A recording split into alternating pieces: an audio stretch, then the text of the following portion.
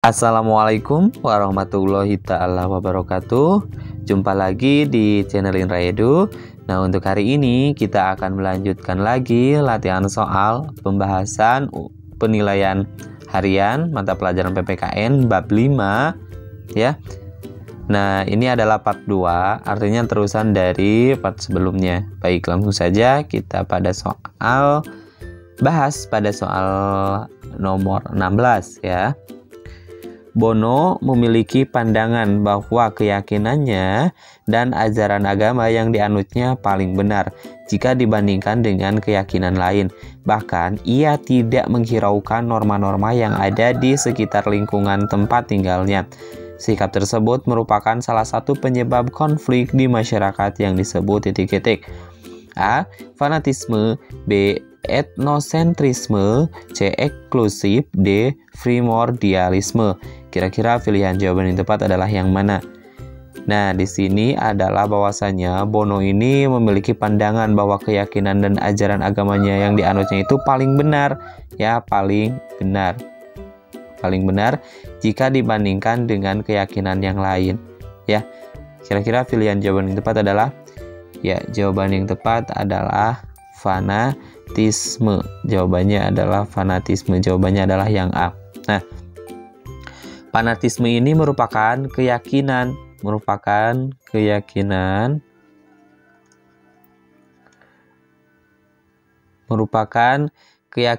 ya akan sesuatu kebenaran tanpa kepastian data dan fakta. Akan tetapi, kebenaran ini dianggap kebenaran mutlak tanpa mempedulikan argumen dari orang lain. Sedangkan etnosentrisme ini adalah ya yang menganggap atau meremehkan masyarakat lain itu lebih rendah dibandingkan dengan kebudayaan atau masyarakatnya sendiri, ya, etnosentrisme. Sedangkan eksklusivisme ini yaitu kecenderungan memisahkan diri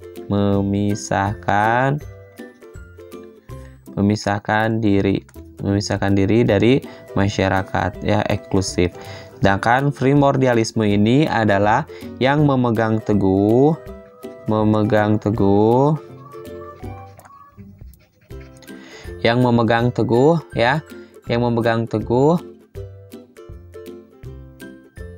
yang dibawa sejak kecil itu ya, atau kebiasaan-kebiasaan yang dibawa sejak kecil. Misalnya apa? Adat, terus juga kepercayaan dan yang lain-lain. Baik, kita lanjutkan pada soal nomor 17. Nora sebagai generasi milenial menyukai tari tradisional, bahkan mempelajari setiap tarian tradisional dari berbagai daerah di Indonesia. Hal ini dilakukan karena sebagian besar temannya lebih tertarik pada tari modern yang berasal dari negara-negara lain. Sikap Nora tersebut merupakan upaya menyelesaikan konflik yang sesuai dengan Undang-Undang Dasar Negara Republik Indonesia tahun 1945 sebagaimana ditegaskan pada pasal A28A, B28E, C28I, D28J. Kira-kira pilihan jawaban yang tepat adalah, ya, jawaban yang tepat adalah pasal 28I. Jawabannya adalah yang C, ya. Nah, pernyataan tentang Nora ini sesuai dengan pasal 28I ayat berapa? Ayat 3 ya. Undang-Undang Dasar Negara Republik Indonesia tahun 1945 yang menyatakan bahwa identitas budaya dan hak masyarakat tradisional dihormati selaras dengan perkembangan zaman dan juga peradaban. Oke, jadi jawaban yang tepat adalah yang C. Kita lanjutkan pada soal berikutnya, nomor 18. Nomor 18, setiap suku sudah tentu memiliki tata kehidupan, adat istiadat, bahasa, dan budaya yang berbeda. Oleh karena itu, berikut ini yang merupakan sikap-sikap yang perlu dikembangkan sebagai bentuk menghormati antar suku kecuali A. Menciptakan kerukunan antar anggota keluarga dan dengan masyarakat yang berbeda suku di lingkungan sekitar. B. Semangat gotong royong antar warga masyarakat baik dari suku sama maupun berbeda suku dalam memecahkan masalah. C. Menyelesaikan masalah dengan rusuh. D. Bersikap mengutamakan kepentingan bersama di atas kepentingan pribadi dan golongan. Nah, sikap-sikap yang perlu dikembangkan ya sebagai bentuk hormat menghormati di antara berbagai suku. Kira-kira pilihan jawaban yang tepat kecualinya adalah ya betul, jawaban yang tepat adalah menyelesaikan urusan bersama dengan rusuh. Bukan dengan rusuh tapi dengan damai. Ya harusnya dengan damai. Baik, kita lanjutkan pada soal berikutnya, nomor 19. Perhatikan teks berikut ini. Westernisasi mempengaruhi anak-anak muda dalam tontonan, penampilan, gaya bicara, dan gaya hidup. Selain itu, terjadi juga pergeseran dari nilai-nilai kebersamaan menjadi individual. Hal ini tentunya dapat mengancam persatuan dan kesatuan bangsa. Nah, berdasarkan teks tersebut, untuk menjaga persatuan kita harus menerapkan prinsip nasionalisme dengan cara titik-titik. A. Tetap berpegang teguh. B. Berjuang tanpa pamrih demi negara. C. Rela berkorban untuk kepentingan bangsa. D. Mendahulukan kepentingan bangsa dan negara. Kira-kira pilihan jawaban yang tepat adalah yang mana? Nah, jadi yang ditanyakan adalah harus menerapkan prinsip nasionalisme dengan cara mendahulukan kepentingan bangsa dan kepentingan negara. Jawabannya adalah yang D. Kita lanjutkan pada soal berikutnya, nomor 20 ya. Soal berikutnya nomor 20. Perhatikan suasana konflik berikut. Pemilihan kepala desa Y memasuki tahap kampanye dari masing-masing pasangan calon. Ada 2 pasangan calon kepala desa yang akan mengikuti pemilihan kepala desa. Kedua tim sukses saling beradu argumen, tak segan-segan saling menjelek-jelekan serta menjatuhkan pasangan lawan. Berdasarkan suasana tersebut, bentuk konflik yang terjadi adalah konflik titik-titik. A. Antar golongan, B. Antar pribadi, C. Antar agama, D. Antar ras. Nah, perhatikan pada konflik di sini. Di sini adalah saling beradu argumen ya. Dan juga tak segan saling menjelek-jelekan atau saling menjatuhkan pasangan lawan. Nah, di sini siapa yang saling beradu argumen atau saling menjelekan, yaitu kedua tim sukses. Nah, kalau berkaitan dengan kedua tim sukses berarti ini jelas adanya konflik antar golongan. Jawabannya adalah yang A. Kita lanjutkan pada soal berikutnya, nomor 21 ya, nomor 21. Masyarakat di daerah pantai berbeda dengan masyarakat pegunungan. Nah, perbedaan tersebut dalam hal bentuk rumah dan mata pencarian, makanan pokok, pakaian, kesenian, bahkan kepercayaan ataupun agama. Pernyataan tersebut merupakan faktor penyebab keberagaman masyarakat Indonesia berdasarkan titik-titik. A. Perbedaan kondisi alam. B. Kondisi negara kepulauan. C. Letak strategis wilayah Indonesia. D. Keadaan transportasi dan komunikasi. Kira-kira pilihan jawaban yang tepat adalah yang mana? Nah, di sini bahwasanya faktor penyebab keberagaman antara masyarakat di daerah pantai berbeda dengan masyarakat di daerah pegunungan. Nah, ini disebabkan oleh faktor keberagaman masyarakat Indonesia ini berdasarkan apa? Ya, A. Perbedaan kondisi alam. B. Kondisi negara kepulauan. C. Letak strategis wilayah Indonesia. D. Keadaan transportasi dan komunikasi. Jawaban yang tepat untuk soal nomor 21 adalah disebabkan karena faktor penyebab kondisi alam ya, karena kondisi alam antara di pantai dengan di daerah pegunungan itu berbeda. Nah, kalau daerah pantai ini cenderung panas ya, panas. Sedangkan di daerah pegunungan ini bisa karena dingin. Nah, jadi karena faktor alam atau kondisi alam cuaca ini atau kondisi alam yang lain ya, pasti akan terjadi keberagaman antara masyarakat daerah pantai dengan masyarakat daerah pegunungan. Baik, kita lanjutkan pada soal berikutnya, nomor 22 ya. Nah, ras ini memiliki ciri-ciri rambut hitam, lurus, mata sipit, kulit kuning langsat, perawakannya kecil, dan menghuni pulau-pulau besar di Indonesia antara lain Sumatera, Jawa, Bali, Kalimantan, dan Sulawesi. Berdasarkan ciri-ciri tersebut, ras yang dimaksud adalah titik-titik. A. Kaukasoid, B. Melanesoid, C. Asiatic Mongoloid, D. Malayan Mongoloid. Kira-kira pilihan jawaban yang tepat untuk soal nomor 22 adalah, ya, jawaban yang tepat adalah Asiatic Mongoloid. Karena kenapa Asiatic Mongoloid? Karena di sini perawakannya adalah kecil, terus juga menghuni pulau-pulau besar di Indonesia seperti Sumatera, Jawa, Bali, Kalimantan, dan Sulawesi. Soal berikutnya nomor 23. Salah satu contoh keberagaman budaya bangsa Indonesia adalah adanya upacara adat atau ritual-ritual lokal masyarakat. Pada umumnya, tiap kelompok masyarakat memiliki upacara atau ritual tertentu yang dapat menjadi ciri khas kelompok masyarakat bersangkutan. Upacara adat atau ritual-ritual tersebut merupakan tradisi turunan atau turun-temurun yang perlu dijaga oleh setiap anggota masyarakat, terutama kelompok masyarakat yang mewarisinya. Salah satu contohnya adalah ritual Tedahak Siten. Ya, ritual ini merupakan tradisi masyarakat suku A. Jawa, B. Dani, C. Banjar, D. Minang. Jawaban yang tepat adalah, jadi tradisi ritual Tedak Siten ini, ya, Tedak Siten ini merupakan ritual atau tradisi dari suku Jawa. Tepatnya Jawa mana? Ya, tepatnya Jawa Tengah. Ya, Jawa Tengah. Jawa Tengah.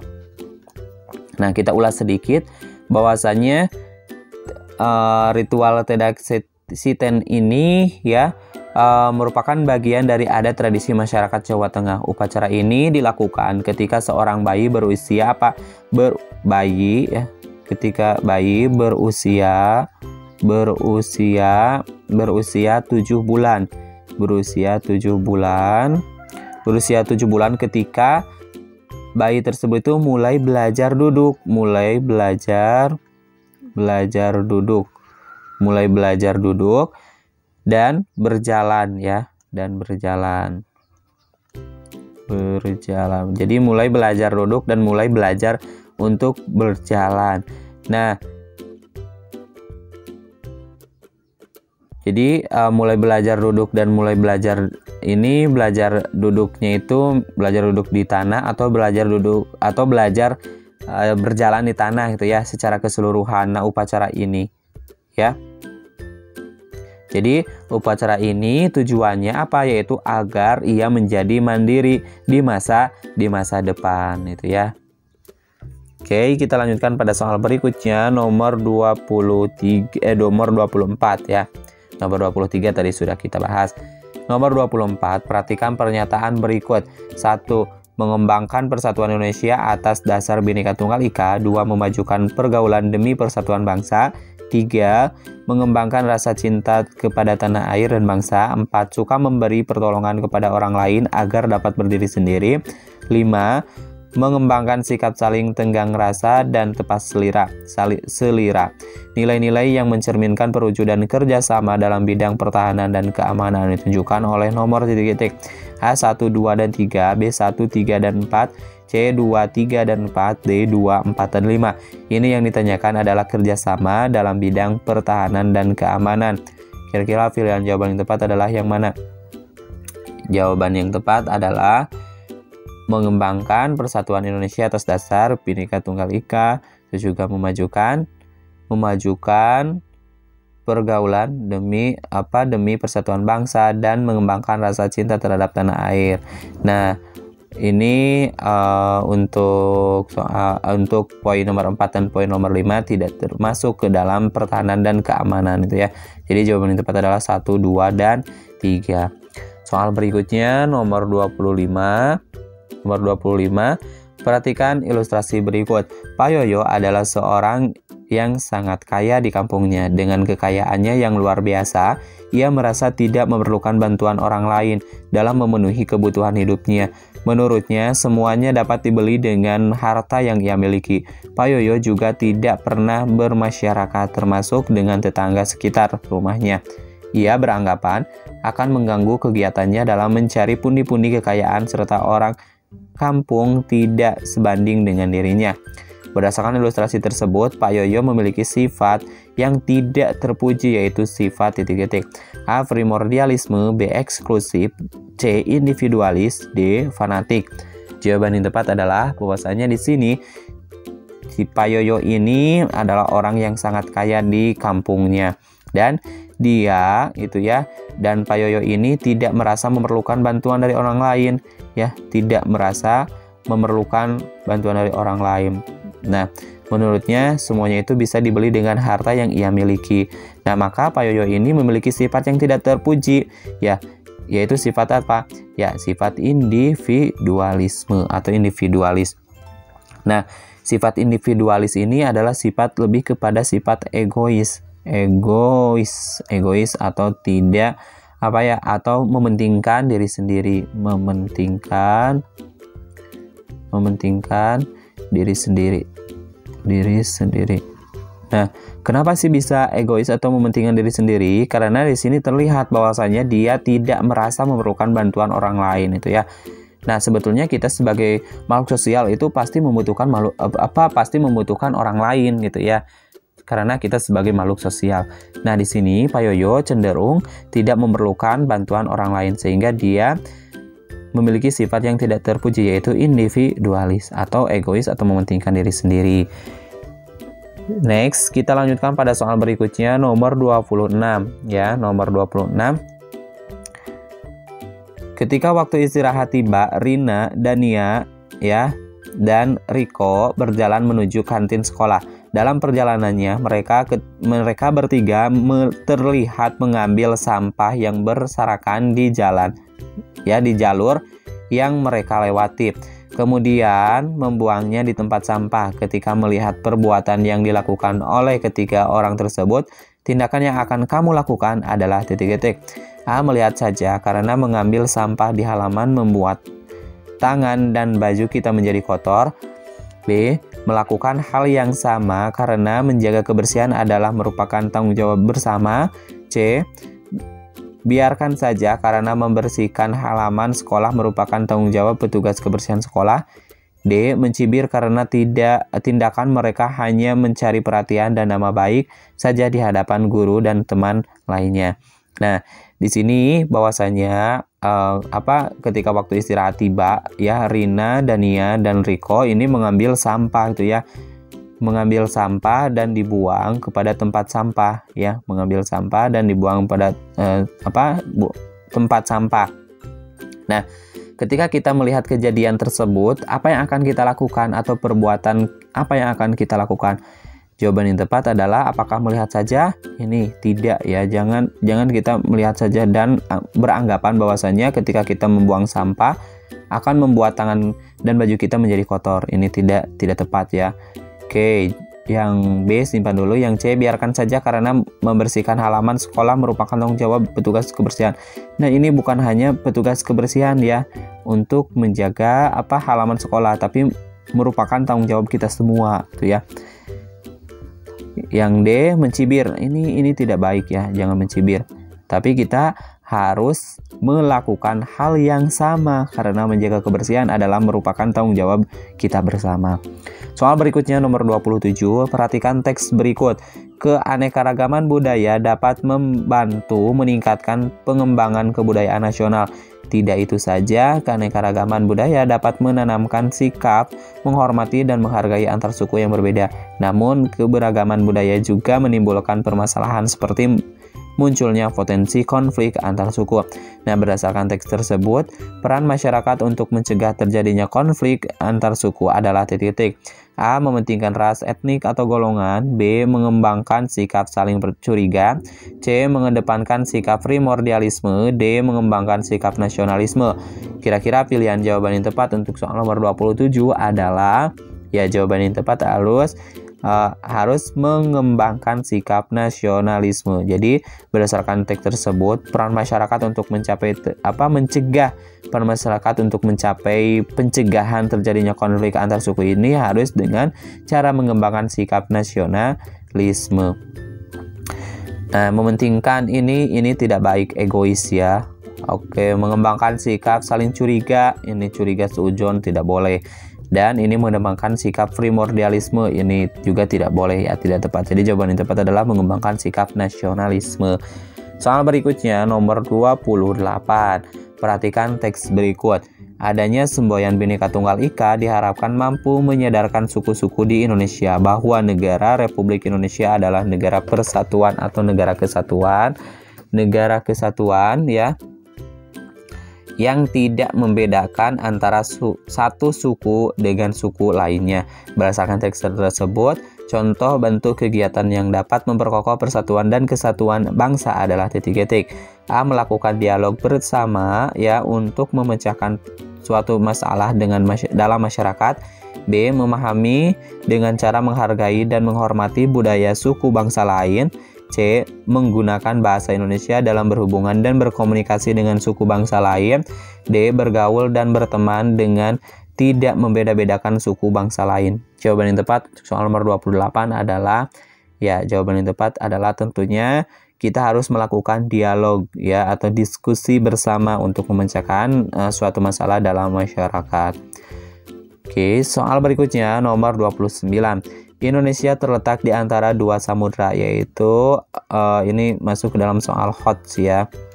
Indonesia terletak di antara dua samudra, yaitu Samudra Pasifik dan Samudra Hindia.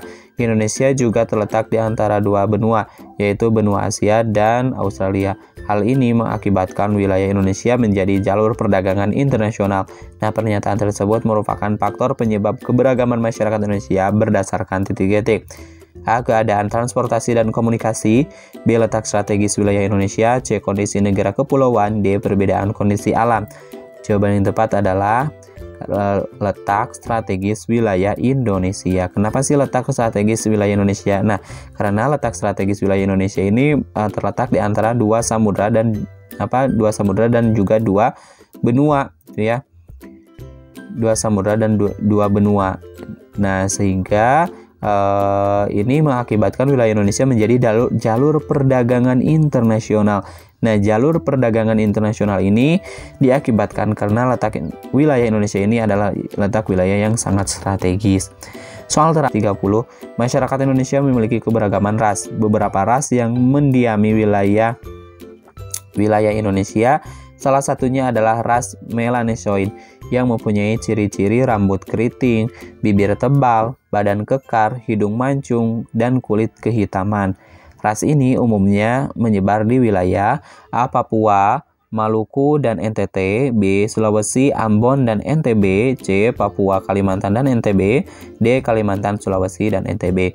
Jawaban yang tepat adalah, nah di sini cirinya adalah hidung mancung, akan tetapi kulitnya itu adalah kehitaman, ya, kehitaman. Dan ini rambutnya keriting, rambut keriting, bibir tebal, badan kekar, ya, badannya itu kekar, hidung mancung, dan kulitnya ini kehitaman. Jawaban yang tepat adalah ya, di Papua ada, Maluku, dan NTT. Jadi jawaban yang tepat adalah yang A. Baik, untuk pembahasan kita cukupkan sampai di sini dulu. Sampai jumpa di pembahasan atau materi pembelajaran selanjutnya. Kami akhiri, semoga bermanfaat. Assalamualaikum warahmatullahi wabarakatuh.